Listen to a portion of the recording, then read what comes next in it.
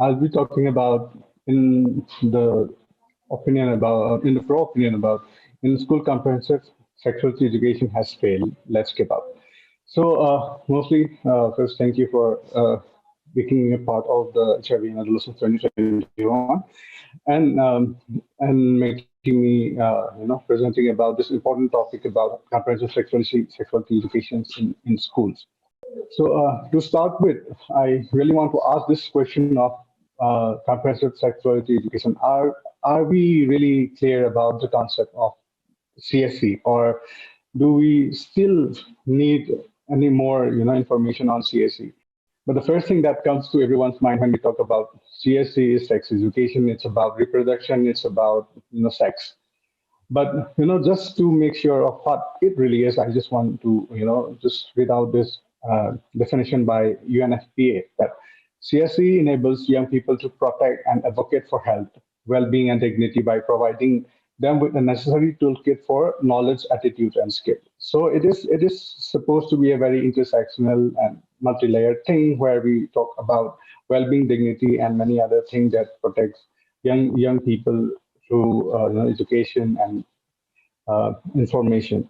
So, but when we really talk about education in school and when we talk about CSE in school, the first thing that we definitely have to ask is that are the teachers really equipped? Are they really informative about how to go about this thing? The finding is that there has been no formal training for CSE in schools. So most of the teachers or most of the people who are teaching in schools are either teaching it wrong or teaching it from a perspective where they are very poorly taught about. So the teachers' lack of guidance on teaching, so they don't know how to integrate sexuality education into existing subjects, and because of that, they have very limited, ownership where they don't know of where it is going, and they don't know to actively engage young people and students in schools regarding this topic.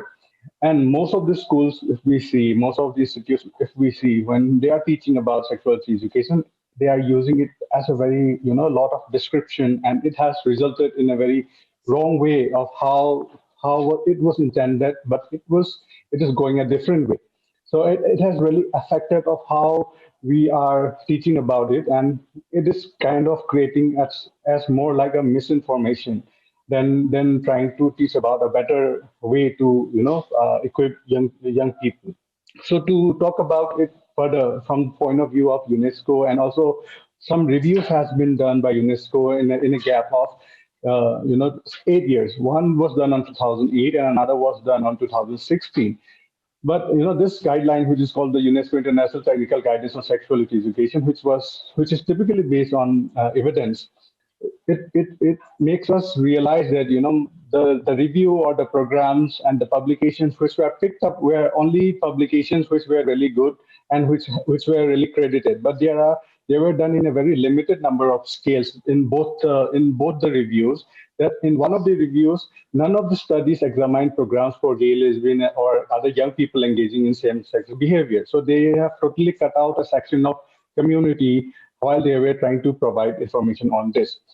And most of the programs in 2000, the review in 2000 was only designed to reduce on intended pregnancies or STIs only. It was not about the comprehensive sexuality education. It was only about one or two topics that they really wanted to work on. And most of the studies were being done in development countries, and very few were done in developed countries or other states, other United like countries like United States and many others. But in 2016, even though they made few changes, what happened was the study was again very much limited to low and middle income countries and not to a wide scale of countries. But still, there's need of including other, the sexuality comprehensive sexual education need to be more inclusive again, and they are still, cutting out people who are living with HIV, cutting out people who are young people who are living in conflict, and many other places. So my first another argument is that we assume that every child has access to schools. Like everyone has school, and if we provide comprehensive sexuality education in school, they will know about their health and well-being. But it is very disappointing and disheartening to know that there are so many countries, there are so many young people who do not have access to schools. Like, for example, Pakistan in our own, in Asia, it ranks second, world second highest number of school dropouts. Like there are more than 22 million children who do not have access to schools. So if we keep on providing such education in schools, you are cutting them out of these facilities, and there you are widening the we are widening the gap of education further. So, for example, another country of South Africa, they have more than 40% of students who are drop out from schools, so they do not have access to schools.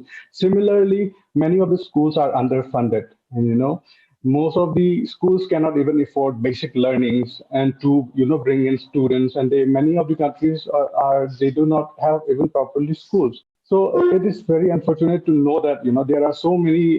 There's a skewness and there's a lot of inequity and in the school distribution and disparity in school education itself. So coming from the last 1.5 year, what we are seeing is the COVID pandemic has hit everyone and it has closed all the schools. So in India, 1.5 million schools were closed down from 2020. Then what we have realized is that more than 247 million children are out of school, and the mode of education is shifted to online. But the big question is everyone accessible to internet at homes? Like we are talking about education, online education, and we are talking about changing the way how education is, delivered.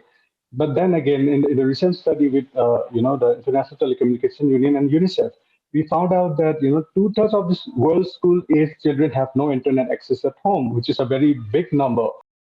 And the director, executive director herself told that so many children are out of school without internet that it is no more a digital gap. It is a digital canyon now. So the COVID pandemic worldwide has impacted more than 1.8 billion children due to school closures, and they do not have internet at home. So we are furthering the importance of education, and there's a huge void that has opened up because of COVID and because of internet and schools. So most of these children, they do not, even if if we are willing to provide such education, there is still huge gap. And with 617 million children and adolescents worldwide are failing to reach minimum proficiency levels like reading and mathematics, that we are pressuring them to learn more about CSE this in schools. So it is having a worse impact on the teachers, the schools, and the parents themselves also, and the children in the large scale. So it's a very huge number that 63% of the just children are unconnected at home. So why we need to further ask, and why we also need to further check of what other people are saying, what the teachers are saying, what the society is saying, and how the structures around us are saying about comprehensive sexuality education. Is that many people say that because of the internet and mobile facilities, many of them know what sex and sexuality are, so it is not necessary to include those in schools. So, and also, like many religious leaders, when we talk about it, they are totally against it. We live in a world where religion is one of the most important thing, and also it's taken as one of the biggest powerful institutions. So they are totally against it, and that's how, even though we are pressuring for sexuality education in school, it is becoming a failure day by day. And parents definitely do not want their children to be taught about sex and sex education in schools. They are sending their children to schools to learn about many other things. But when they find out that it is being taught in school, they confront the school authorities and the teachers and everyone. So, and one biggest point about the about CSE is that how teaching CSE is difficult for teachers also, of how awkward they become, and also how awkward the students become when it is being introduced in schools, and it breaks down so many other things. But for the basic knowledges about sex education, the one thing is that in biology and in other life skill and civic education activities, CSE and about sex, about reproductive organs, everything is being included already. So it is that is kind of enough. That is what many people have been saying. And for adolescents at that age, so these are a few things that we have heard from around the people regularly, from schools, from parents, and from everyone. So Yeah, and one biggest thing that everyone has said is that CSE deprives children of their innocence, and they are being introduced into the world of sex very early because of sex education. And one big example, India is one big country which has, more than 253 million adolescents only in the age group of 10 to 19. And India has one of the most ambitious program for adolescents called the National Adolescence Health Program under the ministry itself for 10 to 19 years old. And this doesn't only target sexuality education, but it targets nutrition, SRHR, mental health, substance use, prevention of non-communicable diseases, and violence. But are these programs really innovative, or are these programs really youth friendly, teacher friendly, or school friendly? The answer is a big no. This program was introduced in 2014, but what we have realized is that there has been many similar programs, but the only thing was they were just changing the names of the program, and the kind of techniques that were being used to implement these programs were old, as it was not effective when it comes to young people, and they don't know how to teach it, and they don't know how to comprehend it, the programs. And the one biggest challenge is, there is no data available for all the programs that has been done. So, which is a big missing thing which has happened in India. And also another program called another policy of education policy, and ambitious education policy was introduced into 2020 called new education policy, and the government has not mentioned CSE in any of the pages, and it shows that the government is not interested to further it in schools, and also they are not interested to talk about it because there is a lot of resistance from the society. So when we talk about resistance from the society, we can see that in many countries, sex education or even the word sex is still a taboo in many countries. So when one is forcing sex education in schools, there has been resistance from the society, depending on their societal and cultural belief systems. And also, what happened in 2007 in India was that because of the pressure from the parents and from the society, the government had to drop all these topics and related to sexuality education. So the main agenda that they have pushed, the main objection they have said is sex education ignores the social and cultural backgrounds of the people, and it cannot be same everywhere. So we have to acknowledge of what should be taught in school, what should be taught in family, and what should be taught among with friends, among with peers. So it has to have a different approaches, and school is not the only thing that needs to be pushed. So, as concluding remarks, what I would like to say that is that many of the people which we have worked in grassroots level and young people, they have told us is that the name itself of comprehensive sexuality education provides a negative attitude towards being, teaching about porn or about reproduction or about only about sex. So the community, which is the strongholder in this world, we can definitely say that the community are the one who strongly either rejects it or strongly either accepts it. So it is first to teach the community first, then pushing it to the students, because most of the students do not have access to schools and do not have access to internet. And coming to how it could be if we have to do it in school, the one thing which we have to realize is that schools cannot do it alone.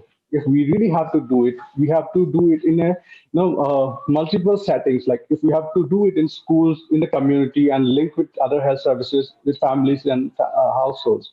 So school-based education, if we are pushing it, it has to connect with youth-friendly services. We have to connect with the programs like condom distribution. We have to connect with government programs. We have to connect with institutions called family and households.